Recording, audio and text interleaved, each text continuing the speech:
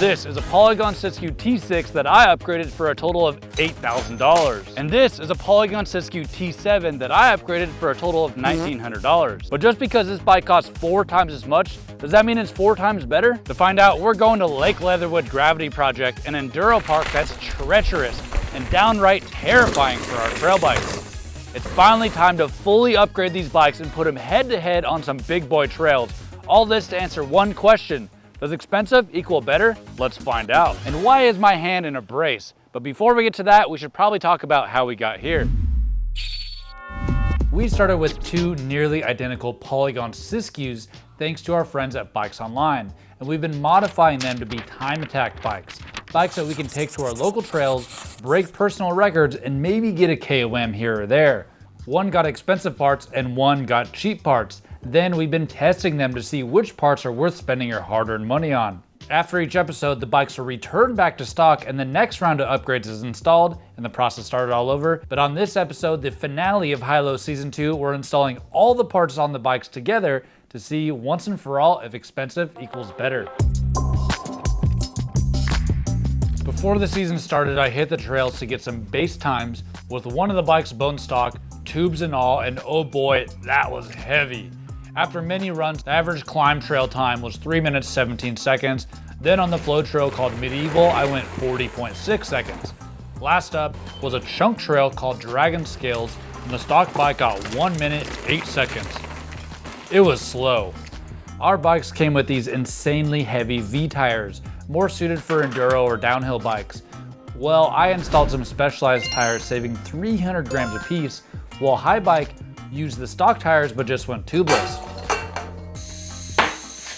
So the first test basically went tubes versus tubeless versus trail tires. And no surprise to me, going tubeless improved our times on Dragon Scales by 1 second, while Low Bike with its tubeless and upgraded tires went 3 seconds faster. The upgraded tires also lightened the bike by 2.5 pounds and was much easier to climb. So moving forward, we installed these specialized tires on both bikes for the rest of the season for consistency. Next was episode 2, our first big upgrades, suspension. High Bike got a set of $3,000 electronic suspension. This works with a pedal sensor that can automatically lock out your shocks when climbing. And I installed a set of used suspension that I bought for $500, a RockShox Lyric Select Plus and a Fox Flow X in the rear. Surprisingly, Low Bike's fork has the same damper as High Bike's fork. The Lyric Select Plus does have a different air spring and required 30 more PSI to get the same amount of sag. Immediately, both bikes saw a massive improvement to our climbing times by about 15 seconds on a 3-minute climb. And imagine if you're climbing for an hour, man, that would be a huge difference.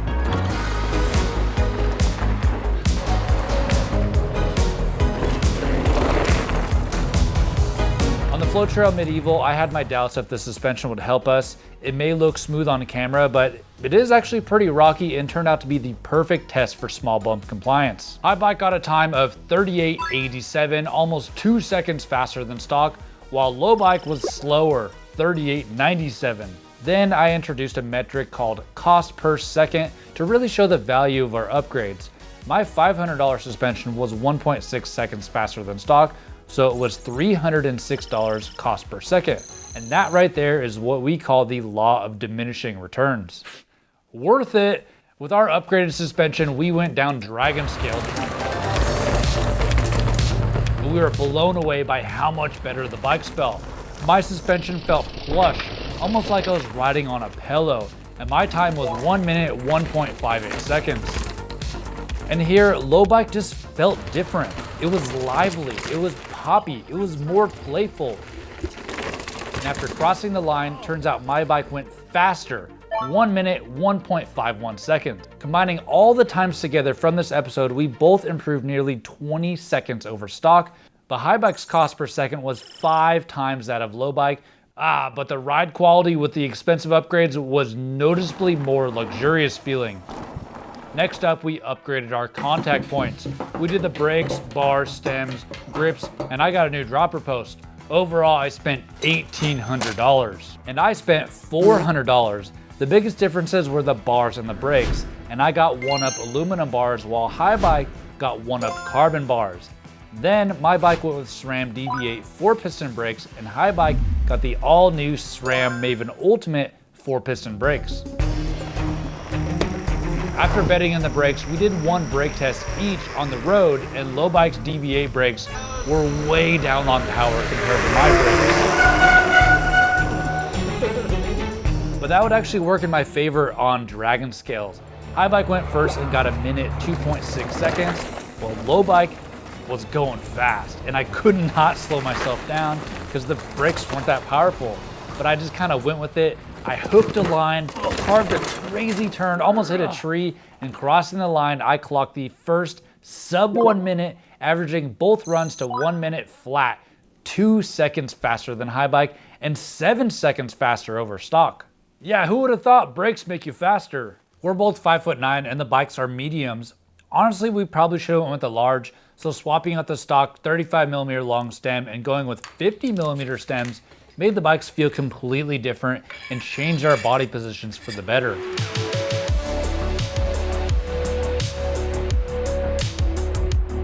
Overall, combining the times for a cost per second, it showed that suspension was actually a better value when improving speed. Although looking back, most of the time gained for this episode was probably just changing out the stem, and doing that alone would probably be the most cost-effective performance upgrade.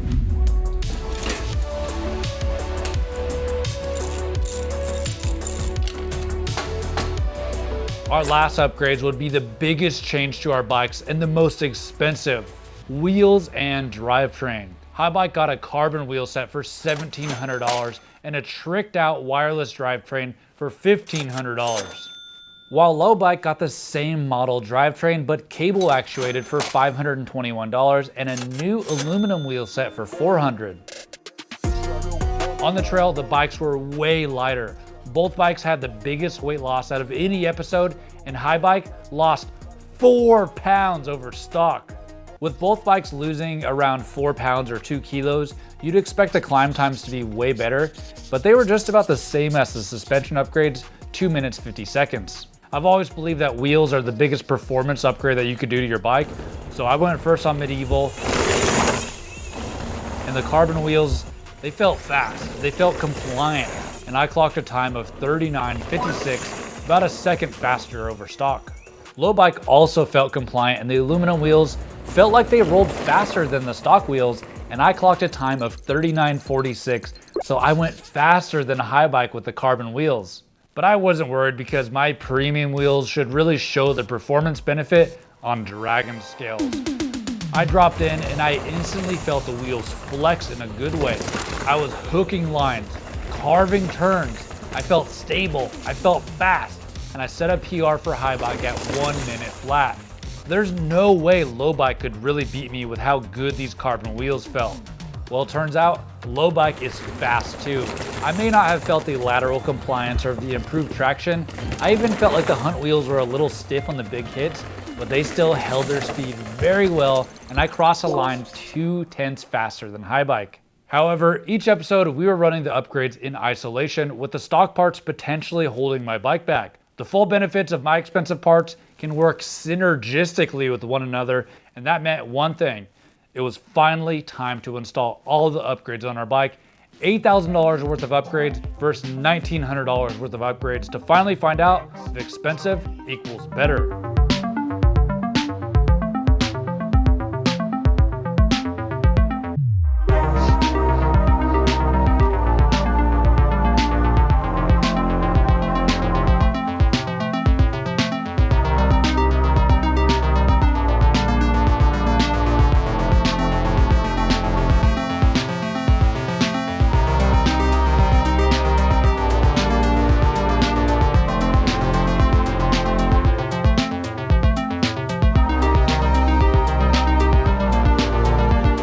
The plan today is to get our final times on our test trails here in Bentonville to see if we can break some PRs, maybe even get some KOMs before heading to a trail system that will really test these bikes to their absolute limits.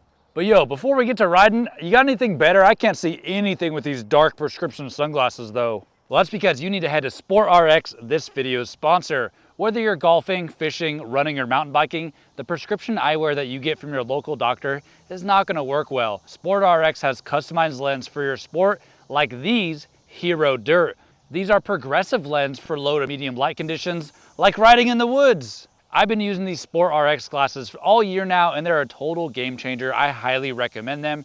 Before getting my new SportRx glasses, I was rocking clear lens, and even those gave me some weird vision issues. These definitely feel like the trail is in HD and enhances what I'm seeing when I'm riding. Don't struggle with non-optimized prescription sunglasses anymore. Head to sportrx.com or click my link in the description to get yours today. Taking our first pedals up the climb trail Lombard, our bikes felt so different and so unlike the stock bikes, and it felt like we were riding different bikes. The lighter weight was a huge difference, and we were able to climb up Lombard in a harder gear, not the granny gear like usual, and it wasn't that exhausting. After 4 times up the climb trail, high bike averaged 2 minutes 45 seconds, 30 seconds faster on average compared to the stock bike. And low bike, well, let's just say I'm not really sure what happened here. Low bike averaged 2 minutes 27 seconds, 20 seconds faster than high bike, and 50 seconds faster than stock. Well, look, I race enduro, I'm a former pro, and we don't even count the climbing times. And next up was Medieval, and I was ready to break some PRs.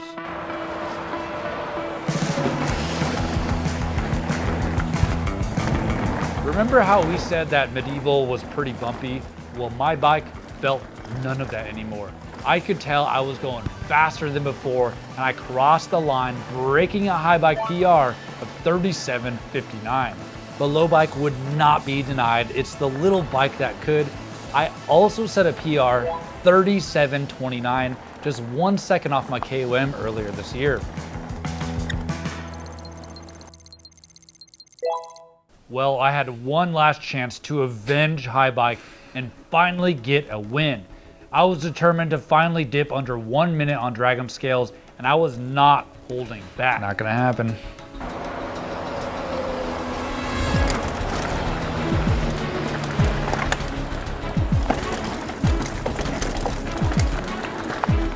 The biggest takeaway from these runs is just how loud and rattly our bikes were.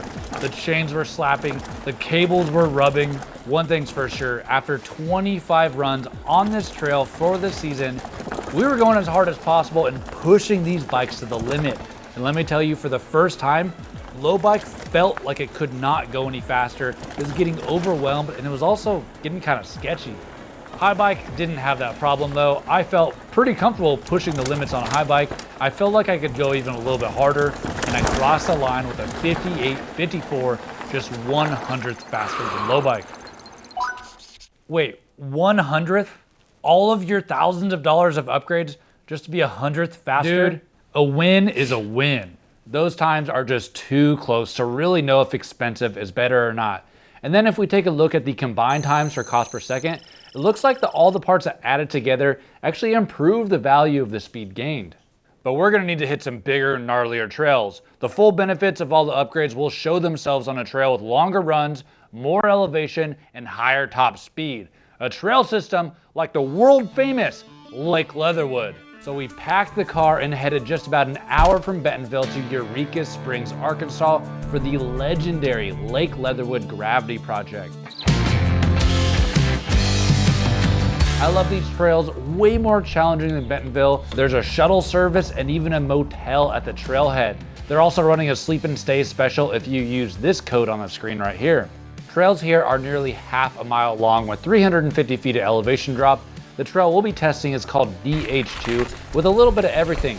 Turns, jumps, drops, and a lot of rocks. And I think it's the perfect trail to help determine if expensive equals better. All right, first lap done at Lake Leatherwood. And normally this place is for enduro bikes. So with our trail bikes here, we're a little underbiked. But you know, we spent a lot of money to make these bikes more capable, so we should be all right. There's a decent drop in the middle of the trail, and I was a little bit nervous to hit it, not gonna lie. But after eyeing it up, I just sent the thing. It wasn't that bad. But there's a series of drops after that that I'm calling the 3-stair, and man, those hits are harsh on our bikes. Normally when you come here, you ride the shuttle. but you can also climb to the top on Miners Loop. It's a 350-foot climb within a half mile, and I figure we both hit it one time to settle the score on which bike is better at climbing. All right, Chad, you're up first since I messed up the castle climb. Go for it. In 3, 2, 1, go.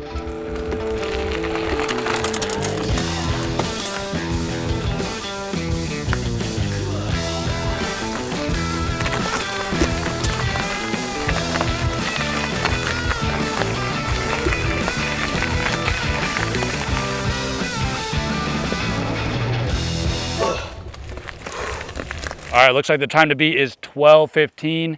Trail's clear, you're good to go. All right, here it comes.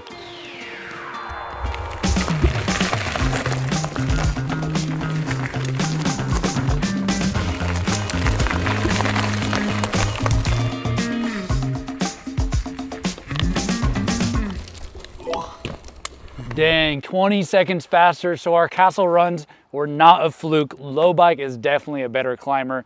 I could feel it, but I do want to say that I feel like my heart rate was a little bit higher, so maybe that's a variable that has to be thrown out, but I really felt like this is a better climber.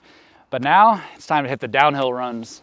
Lake Leatherwood is chunky, so the night before I added Cush core to both bikes in the rear. I wanted a little bit of protection for the rim, it protects the tire from pinching, and it smooths out the trail for the rider too. Plus, both bikes have been swapped to metallic brake pads with a 200mm front rotor. And Chad was up first. Yeah, buddy, best of 2 runs. Just gotta give it that old Hawk Tua. Dropping!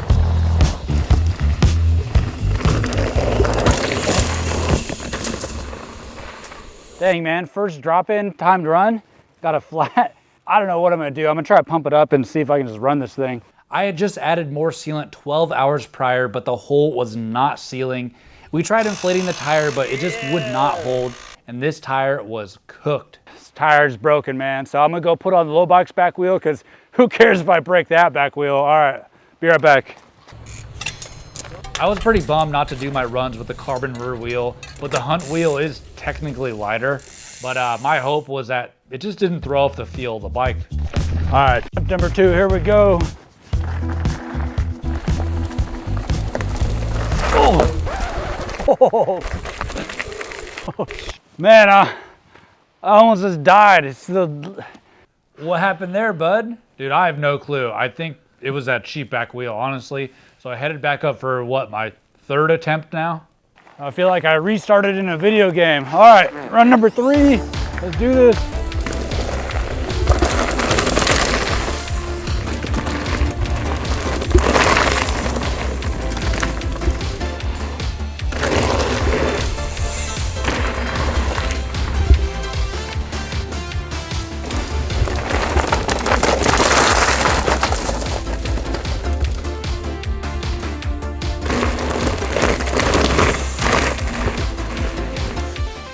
I was definitely missing my enduro bike on these 2 runs. The high bike is definitely capable of completing these trails, but going for time runs is another story. It was sketchy. On the big hits, sometimes I'd go kaplow, full on bottom out, even with my expensive suspension. I also didn't feel super planted when it came to traction, but overall, these runs felt pretty good, and I was excited to see my time.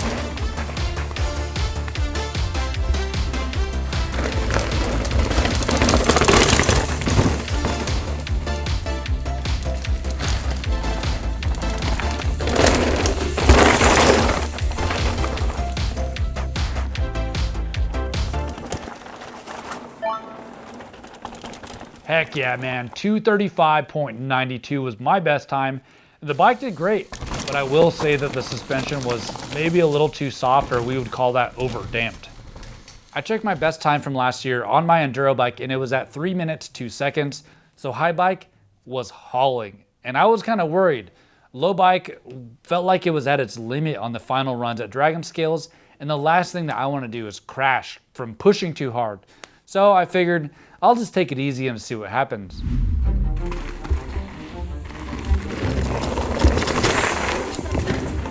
Throughout this entire high-low season, low bike has always felt more playful, it felt faster. The times, it was usually faster, and it really translated on this run.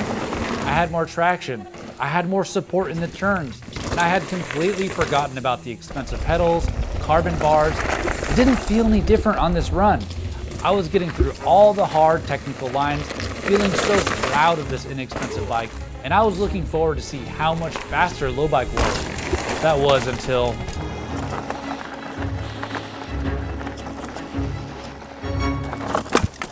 oh, ow, oh, ow.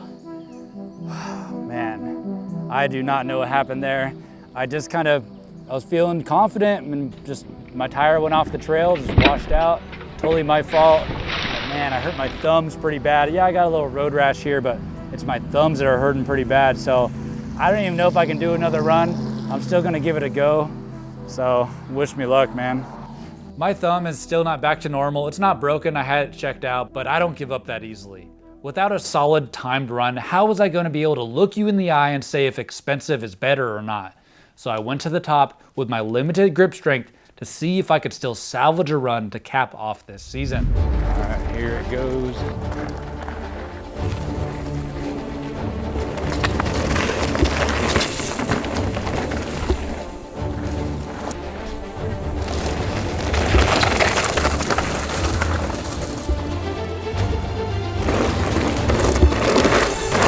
With my thumb weakened, I was searching for the smoothest lines. The biggest difference was I couldn't use the front brick as much as I wanted to. During this run, I just felt thankful that I could do all the lines, and I was motivated to get across that line because of everyone's love and support for this high-low series. I wasn't worried about beating High Bike anymore. I just felt like it was my job to make it across the finish line.